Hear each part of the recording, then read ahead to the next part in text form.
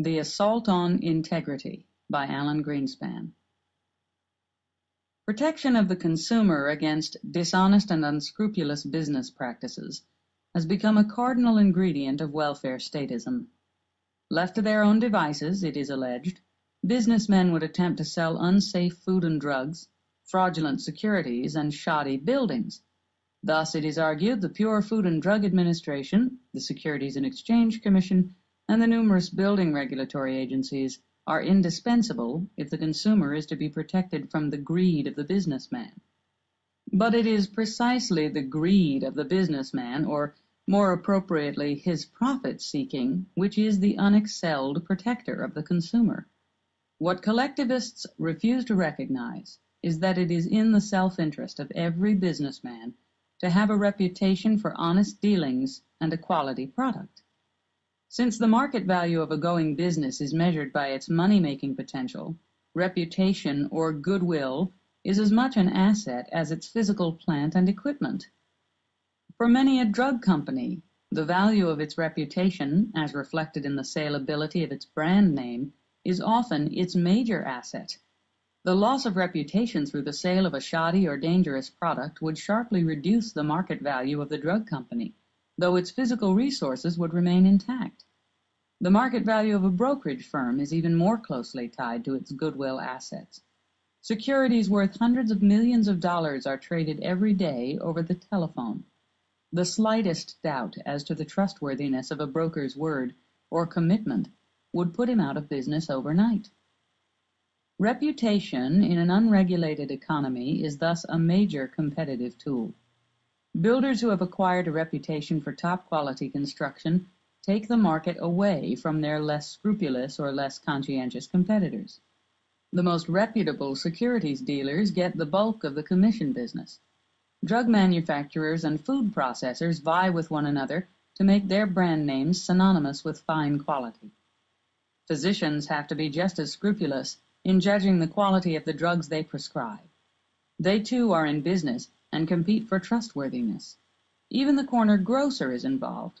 He cannot afford to sell unhealthy foods if he wants to make money. In fact, in one way or another, every producer and distributor of goods or services is caught up in the competition for reputation. It requires years of consistently excellent performance to acquire a reputation and to establish it as a financial asset. Thereafter, a still greater effort is required to maintain it. A company cannot afford to risk its years of investment by letting down its standards of quality for one moment or one inferior product, nor would it be tempted by any potential quick killing. Newcomers entering the field cannot compete immediately with the established, reputable companies and have to spend years working on a more modest scale in order to earn an equal reputation. Thus, the incentive to scrupulous performance operates on all levels of a given field of production. It is a built-in safeguard of a free enterprise system, and the only real protection of consumers against business dishonesty. Government regulation is not an alternative means of protecting the consumer. It does not build quality into goods or accuracy into information.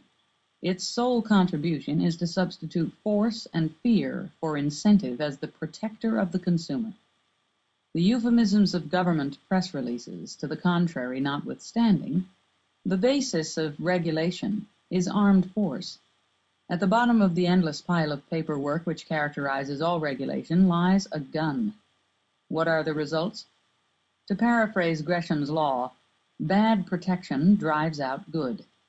The attempt to protect the consumer by force undercuts the protection he gets from incentive. First, it undercuts the value of reputation by placing the reputable company on the same basis as the unknown, the newcomer, or the fly-by-nighter. It declares in effect that all are equally suspect, and that years of evidence to the contrary do not free a man from that suspicion. Second, it grants an automatic, though in fact unachievable, guarantee of safety to the products of any company that complies with its arbitrarily set minimum standards. The value of a reputation rested on the fact that it was necessary for the consumers to exercise judgment in the choice of the goods and services they purchased. The government's guarantee undermines this necessity.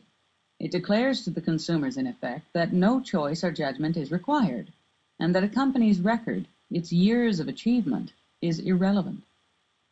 The minimum standards, which are the basis of regulation, gradually tend to become the maximums as well. If the building codes set minimum standards of construction, a builder does not get very much competitive advantage by exceeding those standards, and accordingly he tends to meet only the minimums.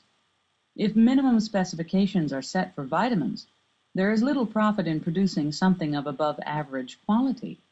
Gradually, even the attempt to maintain minimum standards becomes impossible, since the draining of incentives to improve quality ultimately undermines even the minimums.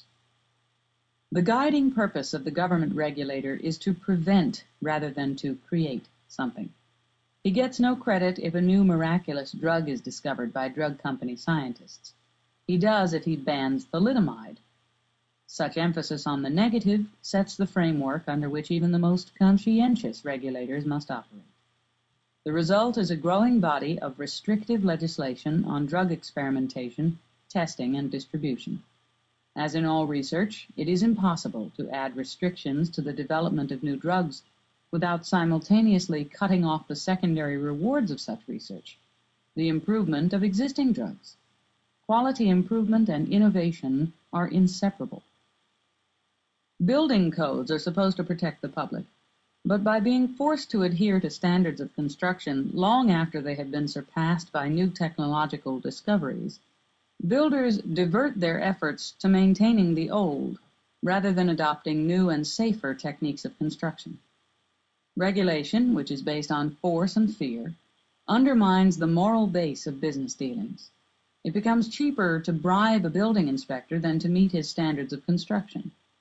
A fly-by-night securities operator can quickly meet all the SEC requirements, gain the inference of respectability, and proceed to fleece the public. In an unregulated economy, the operator would have had to spend a number of years in reputable dealings before he could earn a position of trust sufficient to induce a number of investors to place funds with him. Protection of the consumer by regulation is thus illusory. Rather than isolating the consumer from the dishonest businessman, it is gradually destroying the only reliable protection the consumer has: competition for reputation. While the consumer is thus endangered, the major victim of protective regulation is the producer, the businessman. Regulation, which acts to destroy the competition of businessmen for reputation, undermines the market value of the goodwill which businessmen have built up over the years. It is an act of expropriation of wealth created by integrity. Since the value of a business, its wealth, rests on its ability to make money, the acts of a government seizing a company's plant or devaluing its reputation are in the same category. Both are acts of expropriation. Moreover, protective legislation falls in the category of preventive law.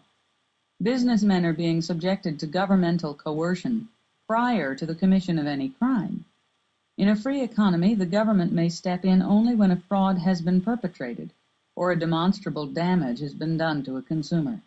In such cases, the only protection required is that of criminal law. Government regulations do not eliminate potentially dishonest individuals, but merely make their activities harder to detect or easier to hush up. Furthermore, the possibility of individual dishonesty applies to government employees fully as much as to any other group of men. There is nothing to guarantee the superior judgment, knowledge, and integrity of an inspector or a bureaucrat, and the deadly consequences of entrusting him with arbitrary power are obvious. The hallmark of collectivists is their deep-rooted distrust of freedom and of the free market processes, but it is their advocacy of so-called consumer